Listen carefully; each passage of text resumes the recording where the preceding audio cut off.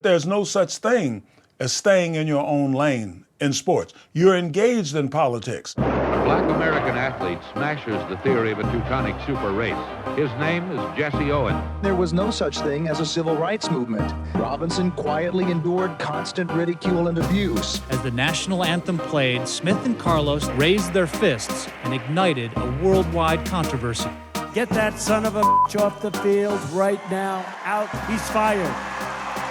He's fired!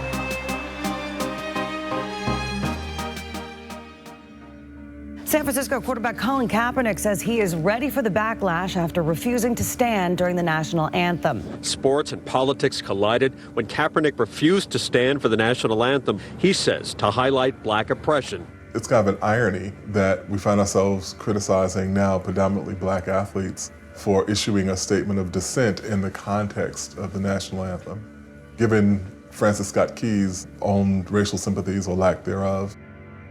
When you go back and look at who Francis Scott Key was, a slaveholder, someone who wrote into the third stanza of the national anthem a phrase glorifying the murder of slaves who were fighting to free themselves, it's easy to understand why African Americans probably have grounds to say, we don't want to stand up and sing this.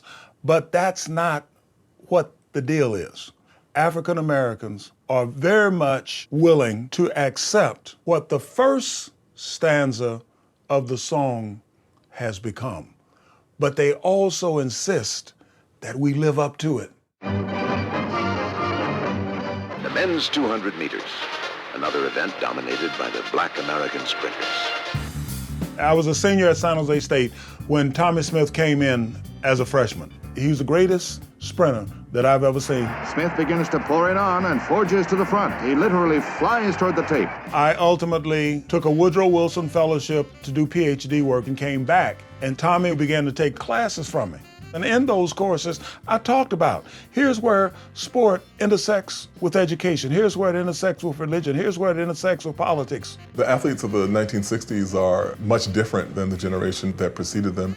You saw things like Lou Alcindor becoming Kareem Abdul-Jabbar, Muhammad Ali in refusing to go to Vietnam. The real enemies of my people are right here, not in Vietnam. In 1968, we had already determined that we're going to organize a movement to focus on the Olympic Games for purposes of bringing to the forefront in the international arena issues of freedom, justice, and equality for black people in this country. Because up until then, the prevailing notion was that black concerns with civil rights stops at the water's edge. We don't air our dirty laundry before the world. Our churches were being bombed, our little girls being killed, our leaders being shot down, while they had black athletes going abroad as goodwill ambassadors to sell the American system. People forget that those Olympics happened just a few months after Martin Luther King had been assassinated.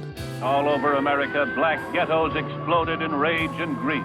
We want to send the message that we are determined to fight this struggle. We may not be able to get to the forum in the United Nations, but we can get to the Olympic podium. It was widely interpreted as a provocative black power gesture. And in retaliation, Smith and Carlos were thrown off the team and told to get out 2 days later. They were booed by the Americans who were down there in Mexico. Then when they got home, of course, there was a tremendous reaction. The death threats came rolling in. I was fired from my teaching position at San Jose State. Do you think you represented all black athletes in doing this? I can say I represented black America. It wasn't simply a reflection of black militancy. It was pointing to the duality of being asked to perform on the world stage as good, loyal Americans in a society that had blood on its hands for the assassination of the foremost articulator of African American claims to democracy and freedom. You'll never see me stand up and tell this thing, national anthem represents me. Right now, it doesn't represent me. And so, in a way, that's the kind of distillation of the position that African American athletes had been in from the very beginning. Jackie Robinson told me that he didn't stand for the national anthem anymore. He didn't say the Pledge of Allegiance. He understood that even after the price that he paid in turning the other cheek, keeping quiet, which was not in his character, very little progress had been made. I think they've got to do whatever they possibly can, but we cannot exclude any means except violence. He was the first one to make it clear to me that progress is a very, very tricky kind of a concept. At one level, it's a lot like profit. It comes down to who's keeping the books. Ever need to rent a car fast? Nobody does it better. Hertz leads the others by far. By the time we're looking at the 1980s, it becomes a template for how people can smooth out the rough edges and become more palatable and certainly much more profitable entities by avoiding politics. O.J. Simpson, he stated everybody can't be Martin Luther King. And he was not wrong. If Larry Bird doesn't have to stand up for every hick in French Lick, Indiana, or every poor white guy or woman in Appalachia, why should O.J. have to be representative of every black person who's struggling under racism in this society? Are we really talking about exchanging black orthodoxy for white supremacy? Yo, Mike, what makes you the best player in the universe? Money's gotta be the shoes. Shoes. You sure it's not the shoes? I'm sure, Morris. What about the shoes?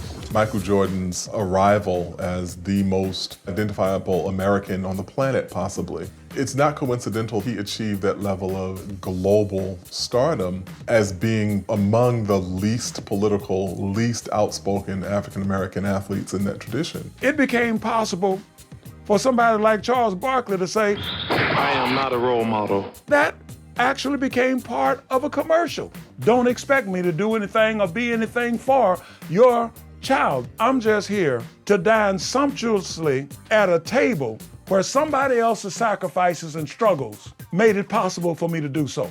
In 1990, when Harvey Gantt ran against noted segregationist Jesse Helms in North Carolina, Jordan refused to weigh in and refused to endorse Gantt. The dictates of the market were more important than the dictates of civil rights, at least in his own personal calculations. That really became the mold for a generation of African-American athletes.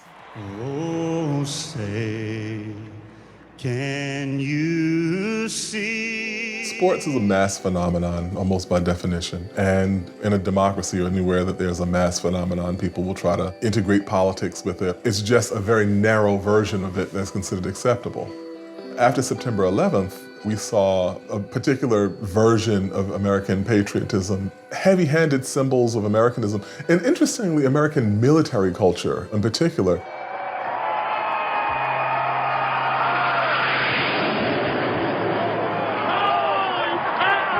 If you think about it, it's like, what exactly does the Air Force have to do with a football game? Game ball. Dominate. Coach Bill Walsh.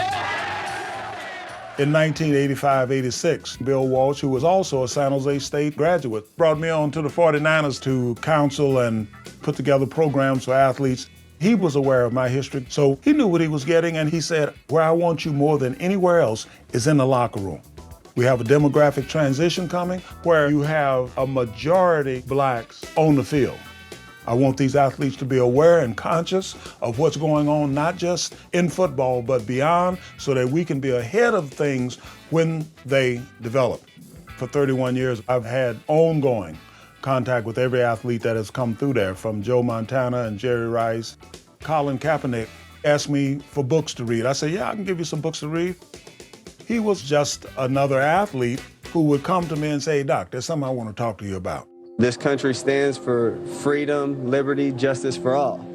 And it's not happening for all right now. I think that what's happened now with the current generation of athletes is that we have been inundated with video of people being killed by the police under, at best, questionable circumstances. And we've seen it again and again and again and again and again. Hey, boss. Hey, boss. Put your hand behind your back. I can't breathe. I can't breathe. I can't breathe. I can't breathe. I We now know that Tamir Rice was killed by one shot to the left side of his abdomen. We got pulled over for a busted tail light in the back. And the police, he's covered. He killed my friend. There's always been pressure, particularly from African American communities, saying that people who had a platform should speak out on behalf of those communities. Between about 1974 and about 2008, there was no ideology framing up the era. There was no movement. At the end of the day, it's inevitable that these waves will come along. Why? Because it is embedded in the very cultural and historical fiber of American society. You cannot disrespect our country, our flag, our anthem. You cannot do that. There's a political calculation and there's a political profit to be reaped, whether it is the deliberate or unintentional misinterpretation of this dissent to be anti-American. I hate you! American made! American made! Furious football fans are posting videos online burning all things Kaepernick. I think, by and large, people have forgotten what this was about. It has become this issue of whether or not you respect the military, as opposed to whether or not we have a system of accountability for police officers who disproportionately use lethal force against unarmed African Americans. We're all patriotic in the locker room. We love our troops. This is about something bigger than that. Whenever we've seen figures articulate a critique of the society, especially African American athletes, dissent is interpreted as disloyalty. There's a presumption that Black people are not supposed to be at the tier of society where they are, and they should be grateful that they've been allowed to exist on that tier. Let's be clear, that's what they are. They're arrogant young millionaires. During a meeting between players and owners last week, Bob McNair said if the league didn't stop the protest, it would be like, quote, inmates running the prison. There's a kind of overseer logic to what Donald Trump was saying. Today, if you hit too hard, right? They hit too hard, 15 yards, throw him out of the game. They're ruining the game, right? This idea that people are being treated too delicately. Meanwhile, we're seeing the horrible, lifelong repercussions of playing a very dangerous sport, contingent upon keeping largely white crowds of people happy. The audience do not reflect the 80% blacks on the field. I mean, I'm watching a couple of teams this past Sunday. It looked like Ghana playing Nigeria. And it's going to get blacker owing to the concussion issue because whites are dropping out. This is a growing contradiction. This is not going to get better.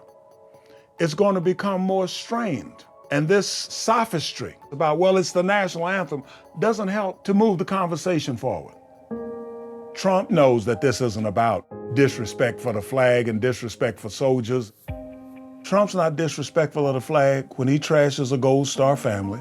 He's not disrespectful of the flag and the soldiers when he trashes John McCain. He's a war hero because he was captured. I like people that weren't captured, okay? I hate to tell you. But when Colin Kaepernick takes a knee, when Malcolm Jenkins raises a fist, they don't want to deal with that. So they say, you're disrespecting the flag. We're better than that. And we have to do better. The N.F.L. has agreed to commit $89 million over the next 7 years to social justice causes considered important to the African American community. Kaepernick remains unsigned, leaving some to suggest that he's being blackballed for his controversial protest. For the people who take these stands, it often entails a significant degree of personal sacrifice. But I think it's the thing that people do out of a sense of a broader humanity.